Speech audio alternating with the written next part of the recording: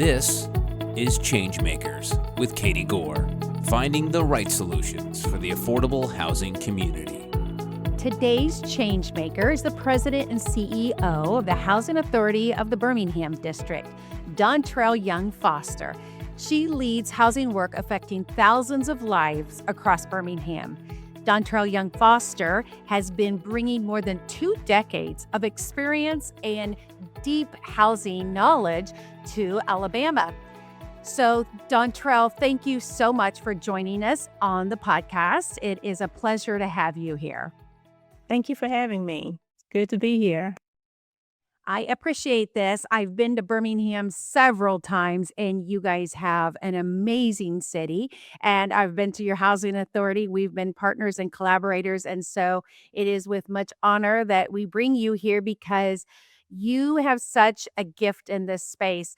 And I particularly think of a moment when I landed in Birmingham, and I like to talk to the taxi driver or the bus driver, and one of the things I asked him this last time I was there, I said, "So, what's going on with housing and what's going on with the neighborhoods downtown?" And you are not gonna believe this, but the cab driver said to me, he goes, "Look at this neighborhood. It used to be so different and so much more difficult, but they've really changed it up." And I said, "Oh, who's doing that?" And he said, "The housing authority." So I am so thrilled when I hear that from just a common neighbor. And I'm really glad to have a chance for you to explain exactly what's going on. So let's get started and jump right in it.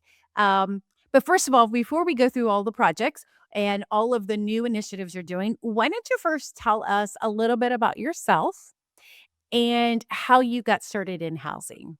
Actually, I've started with the Housing Authority as a temporary employee. After graduating from college, primarily looking for a job. My background is in finance and accounting.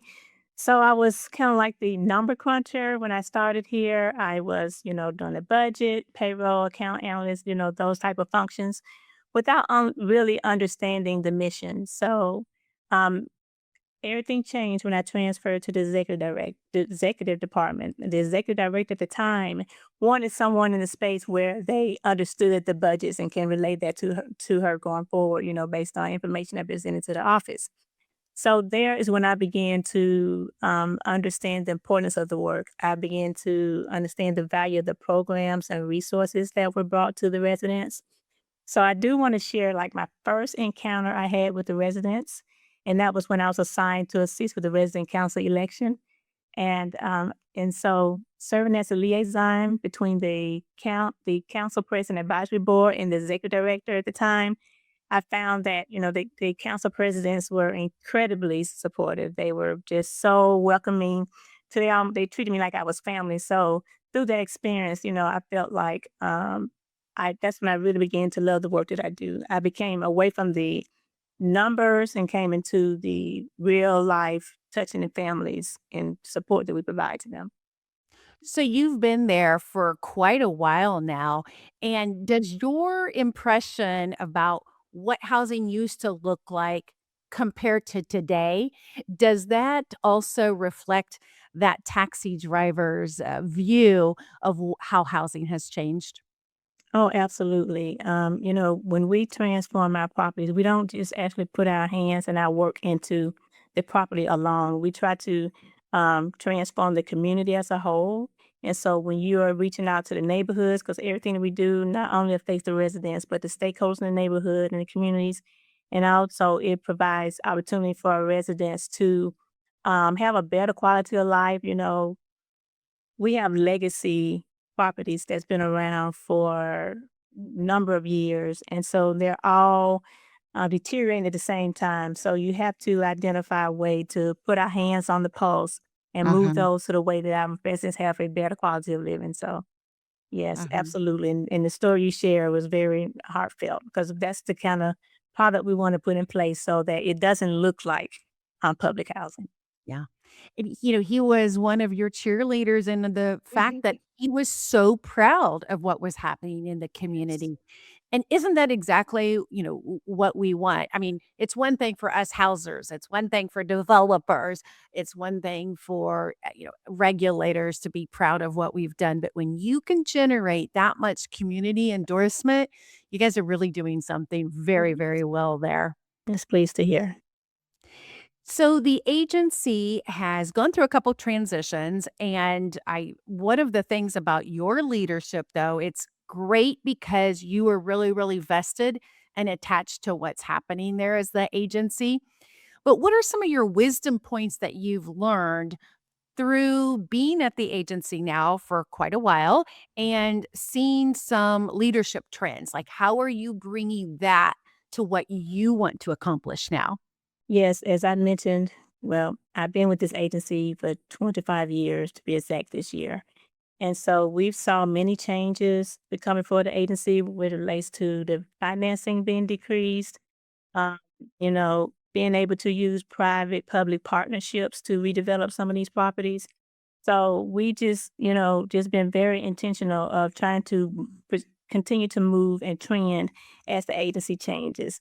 As I'm sure you're aware that we had the opportunity to celebrate our 90th anniversary, which is a huge milestone for the Housing Authority, and we use that tagline: legacy, opportunity, and impact. Because for those 90 years, HABD has provided safe, affordable housing as a foundation for opportunity, helping generations assess stability, education, and workforce mobility. So today we continue this mission by redeveloping those decade-old properties I just shared, creating vital public-private partnerships, which I just talked about, and enhancing self-sufficiency for those we serve. So as we continue to honor that past and the generational time that's passed, we remain committed to sustainable growth and expanding pathways to home ownership and economic mobility. When I talked about not just focusing on the property alone, but also community wide, that allows us to move to build our economic wealth. And so I just say that we are standing and we're still building and we're using our innovative ways to do that. So this 90th year milestone has been a testament to our impact and transformation. So we have a responsibility to continue to shape those decades to come. So we're very, very excited and very, very intentional to move those things forward because we have a portfolio of 12 communities that we want to transform and bring great life to our residents. Well, it definitely seems like you have been able to unlock the keys to how to revitalize communities. And with these 12 communities you're talking about, what's your vision? What do you want it to look like? What do you want it to feel like? What do you want it to do? So we want to give our residents a better quality of life. And to do that, not only build bricks and mortar, but we want to educate our residents. So when we're building these brand new beautiful buildings in these great communities, we want to prepare our residents to move with them. So the vision is to keep our hands on our residents to ensure that when we build these communities, they are the first to call this property home. So, we have what we call this Thrive 2035, and that is the transformational plan that we are seeking to transform our entire portfolio. Yes, we have probably about 9 years left in that plan, but we're gonna be very aggressive in ensuring that we're, being intentional to move those properties forward.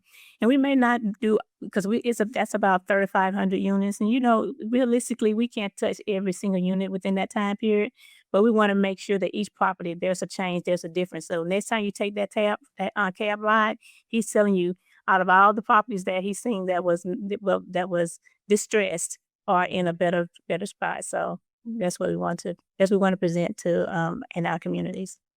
Amazing. What do you think have been some of your lessons that you've learned the hard way through going through this development? Because development is very, very hard. So, can you give us some cheat codes to some of those lessons you've learned the hard way through this? It would be the same as any other industry. Real estate is the new trend for public housing now. And so you have to have the capacity and the knowledge and skills to help us move those initiatives forward. And so I don't say lesson learned, but something we're going to do is to identify some supportive ways to help us move these forward.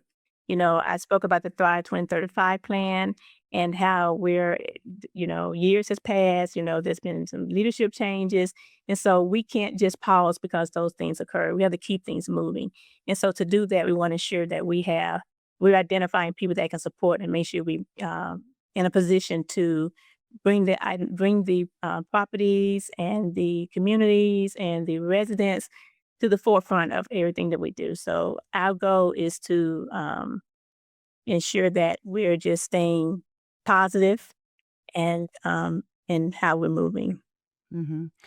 What do you think gets most overlooked or misunderstood with what you're trying to accomplish, whether that's development or just being in the community? Is there something that you can speak to that you wish everybody knew or you wish everybody realized and it wasn't overlooked? A lot of time I speak about educating our residents. Um, a lot of times people feel like we're enabling them because of some of the things, some of the resources that are in place. But, there are challenges. And, with today's, we've had several resources that are put in place to help us educate and provide to our residents and move forward. But when those resources are taken away from our residents, what do they have to rely on? And so that's when we have to strongly reach out to our partners to help fill in those gaps so that we're able to provide the resources that they need. We have today Family Self Sufficiency program with set goals for our residents and allow them to build an escrow account so that they're able to put aside funds to help them whether they want to, be a homeowner, go back to school, or start their own business, entrepreneur, those things. So I have conversation with the residents and say, without housing, they're one day away from homelessness. So we want to make sure that we're support those residents. I think of it with my kids because sometimes I don't know the line between helping them, enabling them, and then pushing them out the door. Right. Right. And if we don't know that line, if it's not real clear when you're a parent, then it's really, really hard when you're running these huge programs for people who are at all different levels of development and all different levels of what they want to achieve. And that's why you hit this, that those family self-sufficiency programs are great because people are traveling through life at different sectors and different intersections. And we don't know if they're one bed away from homelessness or if they're like, this is a moment by which I can stabilize because I'm going to be able to mobilize. And that's a really hard line, isn't it, to know where we are. I've just recently started talking about and opening up about my own homelessness when I was a child and when I lived in a tent. And as I've gone through openly talking about that I have referenced this, that it was a hand up that helped us Mhm. get out of homelessness and move into a rental situation, but that it was a hand up, not a handout. And that is exactly what you are able to do in your platforms and your programs now as well. And thinking of housing with a different reframe of saying, this is our chance to provide a hand up, not a hand out. That changes how we look at housing, doesn't it? It does. It does. And it also helps us to identify our purpose as a person. My purpose is my mission, and I'm very grateful that I'm able to fulfill my mission, and that is to serve. So this is a calling I embrace. I've served in this position as interim for 4 times before officially accepting this role. So fulfilling the mission that God has for me required me to step out of my comfort zone.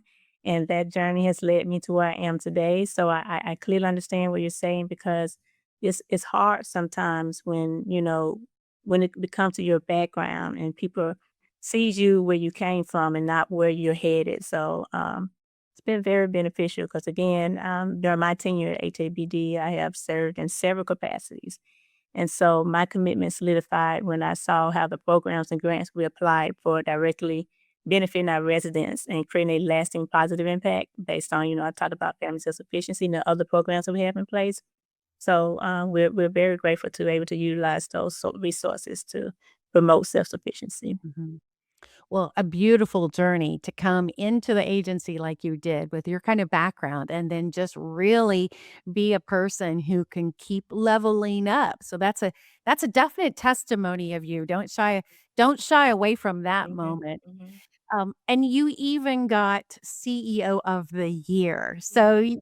it's one thing to sit in the chair, and it's another thing to excel in the chair. So, you clearly are doing that. What was it like to get CEO of the year? Tell us some about that. Oh, I was very grateful. I was in a room with a lot of great CEOs and just doing great work. And so it was a true privilege to just be among those individuals. Being a CEO is hard work, for any agency or entity. And so sometimes people don't realize the magnitude of work that it takes to run an agency, and touching so many families because we serve 23,000 families, touching all those families and ensuring that we're providing the resources they need. I can be in a space sometimes and many people tell me, I wouldn't want your job for nothing. Because, again, some people do understand, how many people your lives you're trying to change and trying to make betterment for, the opportunities, I just really it's proved to be a beacon of hope for so many people, you know. And it's a great privilege when you receive gratitude from residents, whether they're saying you're simply listening to them or assisting with housing or promoting workforce development and continuing education. So when you hear someone tell you thank you for those things that you've done for them, it makes it worth it, 100% worth all the Mhm. late nights and afternoons and, time that you commit to Right. doing the work that you're called to do. So Right. And that calling moment and that mission, it's so part of who you are, but it can really be even more daunting because it takes a toll on you when your heart is connected. You're not just reading spreadsheets. You're not just looking at preventative maintenance plans, right? Like you're actually knowing the attachment to what you're doing in the lives of people. Which when you think about this impact, one thing I was reading about was your work through Big Brothers and Big Sisters. And why don't you tell us more about what you're doing in that space? Because that's a good peek into how you're also leading with mission. yeah, so they're doing great work through the Big Brother Big Sister nonprofit that's bringing in funds to support their endeavors. And in a lot of these spaces, because we serve 23,000 families across the city of Birmingham, in some capacity, you're touching our residents. And so I try to identify ways to partner with them. Right now, they're doing a bowls for kids' sake. What they do is they take a weekend and take the kids out to bowl to relax their mind. And they have their big brothers and their big sisters to provide resources. Just if it's just time, taking them out to the movies or bowling, and just being present in their life, because you never know what someone's going through in their household. So just knowing that someone cares and take the time out of their day to support you is just outstanding. We have our board meetings. We always have a big brother, big sister, and their little to come and just share their story and how they're connected with each other and all the things that they do together, to just occupies each other's time. Sometimes the big say the littles are saving them sometimes because of, Yeah. the how they're able to connect and share. Mhm. I just heard that the number one draft pick for the NFL was a participant in not as a volunteer, but when that person was young, they were a participant in the Big Brothers Big Sisters program, and they they talk about that experience. And so there's true impact that happens with that program. So what a great partnership you're leading there, and look forward to hearing more about how that changes lives. Let's talk about some of this. I want to loop back to your you mentioned here. I want to loop back to your 2035 plan and think about it in like the future terms here now. You've got a set number of units, you've got a development goal, but looking ahead 5 to 10 years, what outcome would you think you want to be most proud of in 5 to 10 years?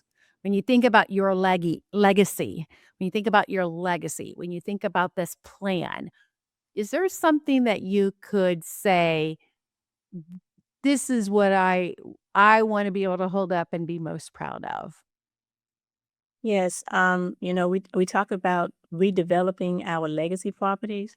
And so when we talk about redeveloping our legacy property, we're touching individuals that are currently occupying those units. And so most times we don't think about the residents that are waiting to be housed. So there's an extremely long waiting list of individuals that's waiting to find a home that is, again, one day away from being homeless. And so I want to be able to be in a position where we're able to build these partnerships, private public partnerships, to address the lack of affordable housing in the city of Birmingham, and being able to you know, break the trend of when we go through these redevelopments, we're utilizing the funds that are provided to us on a federal level, and we know those funds are decreasing. So how can we build our revenue so we don't have to utilize and rely on those funds that has these restrictions and regulations to, we can't use them the way we really need to use them to be able to bring more affordable housing in the community. There's a significant need and growing where individuals want to own their own home. They want to bring asset to their generation. So, being able to build that generational wealth versus talk about generational poverty. So,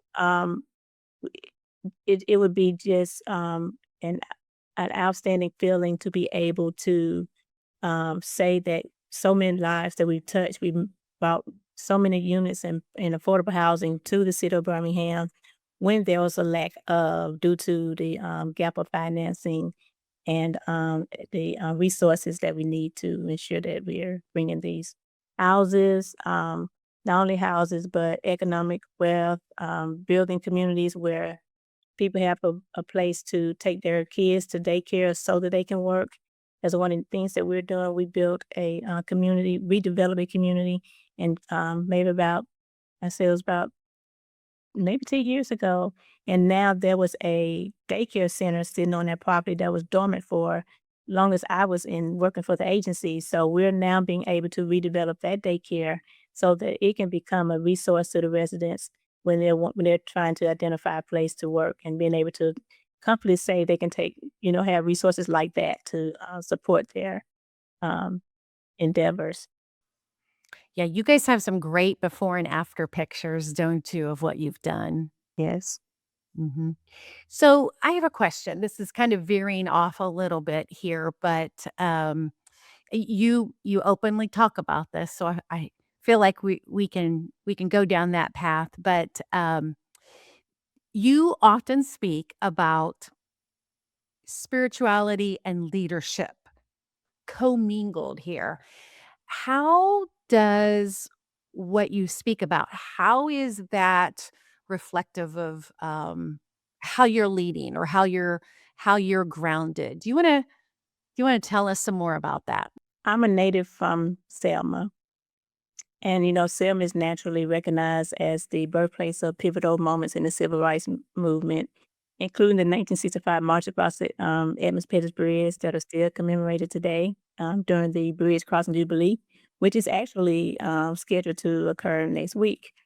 So I don't know if anyone will understand, but growing up in Selma taught me that progress requires courage, faith, and collective action. In a city where history was made, I learned early on that challenges do not define me. Rather, you are defined by how you respond to them. And this foundation shaped my commitment to service, equity, and expanding opportunities for others. I lived in public housing, and during the early part of my life, I experienced firsthand the realities of racism, injustice, and the stereotypes associated with generational poverty. So those experiences, they didn't change my values, but I was able to carry them with me. And so understanding what that life was like, growing up at a young age, and being able to identify myself with individuals that I'm serving today.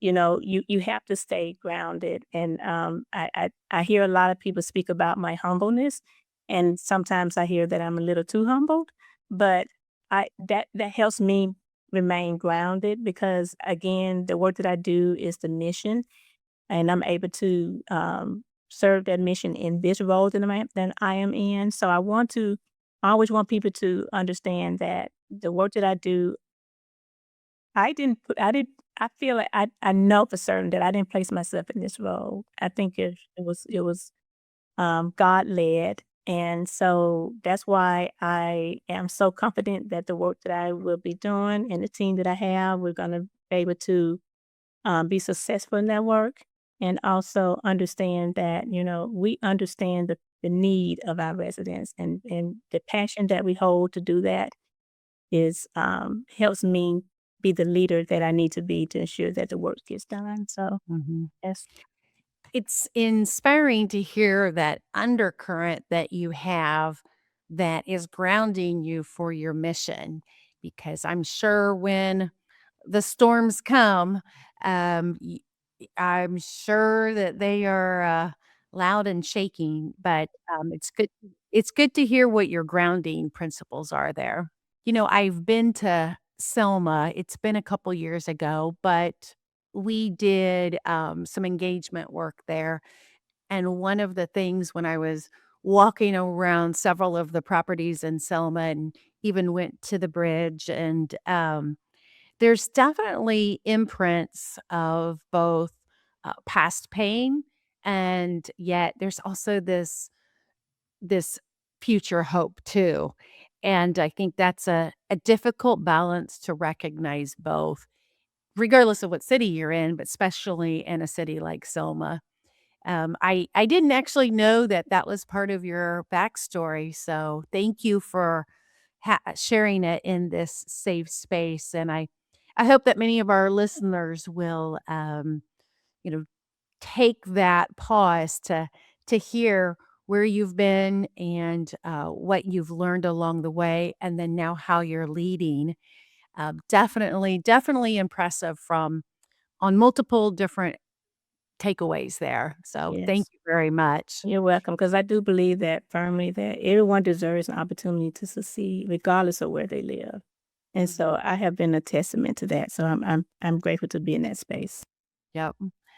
So if there are any young professionals that are listening here, because I know there are a few. I won't call them out by name. In fact, we actually have a couple housing authorities who, as part of their onboarding, they require a few of their new people to pick a couple of podcasts and listen and report back. So I want to loop in because your journey has been quite inspiring. So I want to loop them into this conversation remotely. But for the young professionals out there that are listening, what would be a couple of takeaways that you would want them to um, to be encouraged by, or to maybe go out and incorporate some things into their professional journey? Oh, absolutely. And this kind of ties back to a question you asked me previously, what I would do different. And so I would strongly encourage you to get a support group. You need mentors, regardless of how experienced you think you are, get you a support group that you can reach out to, kind of strategize with, and, just share some of the unknowns, the challenges, because you're not alone. All of us has been through it, been through the trenches and trying to identify ways to address the challenges that come before us. You come to work each day with an agenda and a focus, and then it get twisted, into something that occurred on site. Crime is heavy in some of our properties. You have to address the media. When you're put in a position where you're not sure how to address those. We have housing authorities that don't necessarily have the funding to bring in supportive positions to help guide us through those things. And so it's really helpful to be able to pick up the phone and just have a conversation with someone to kind of just say, you're not alone. Let's work this out. Having that mentor. So that is the biggest thing. Don't think you're in it alone. Just, be welcoming to pick up the phone. There are so many professionals out there that welcomes the opportunity. I have several, and I know that, there's groups that, have these sessions for onboarding new EDs that help them understand what to do when you're onboarding, what are some of the expectations. And so that would take you a long way and help in more ways than one. So yes, that'd be the biggest advice I could give. So, as we are closing out here, is there anything we missed that you want to bring forward? It's been a great conversation, but I also don't want to make sure that we have skipped over something that you want to highlight. No, I just want to say just thank you for allowing me to be on your podcast to share the things that the housing authorities do. And, we have several social media platforms. Please join us, tag on to see some things that we're doing. Again, just thank you for allowing me the time to just share some of the things that we're doing. We have some new initiatives coming up in the next 2 years that we're working on. So please stay tuned. Excellent. You guys have a full plate down there, but you are clearly making a difference. So thank you so much for bringing what you're doing to the ChangeMakers platform. Again, I've been talking with Dontrelle Young Foster, the president and CEO of the Housing Authority of the Birmingham District in Alabama. Thanks for listening to ChangeMakers with Katie Goar. To find out more about Katie, go to quadel.com. That's QUADEL.com. This has been a production of Forbes Books Radio.